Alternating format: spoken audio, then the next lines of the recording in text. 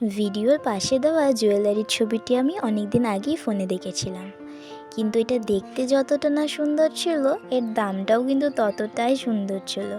কিন্তু কি আর করি, নিজের ইচ্ছেটাকে তো আর একেবারে ফেলে দিতে পারি না। তখনই আমি ভাবলাম, এটা যদি মাটি দিয়ে তৈরি করি তাহলে কেমন হয়। তখনই বেশি দেরি না করে হাতের কাছে পাওয়া জিনিসগুলো দিয়ে বানিয়ে ফেললাম এটা। আর সোনা পড়ো, রূপো পড়ো, হিরে পড়ো, যাই পড়ো না কেন, মাটির তৈরি গয়নার একটা আলাদাই সৌন্দর্য থাকে।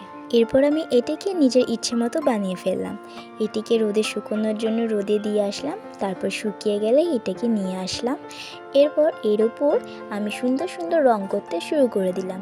এখানে আমি দুটো রং নিয়েছিলাম, তোমাদের ইচ্ছে মতো যা খুশি রং তোমরা দিতেই পারো।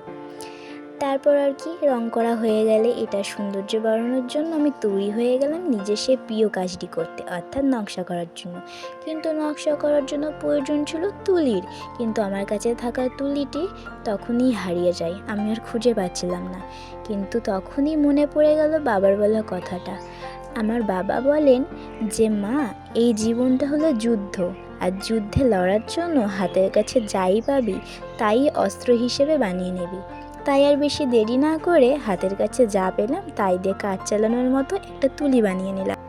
আমরা গরিব তো বস, আমাদের কাছে অর্থ না থাকলেও বুদ্ধিটা কিন্তু থাকে।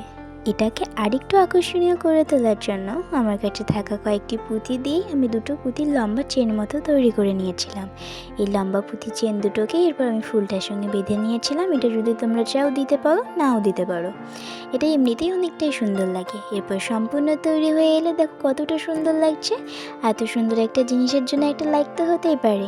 আর এরকম নতুন নতুন ভিডিও যদি তোমরা দেখতে চাও তাহলে আমি কমেন্টে জানিও, পরবর্তীকালে আমি অবশ্যই আনবো। এরপর এটা চুলে পড়লে কেমন লাগে তা জানতে আমি অনেকই উৎসুক হয়ে উঠেছিলাম। তারপর মায়ের চুলে এটা আমি ঝটপট পরিয়ে দিলাম। মায়ের তো খুবই ভালো লেগেছিলো।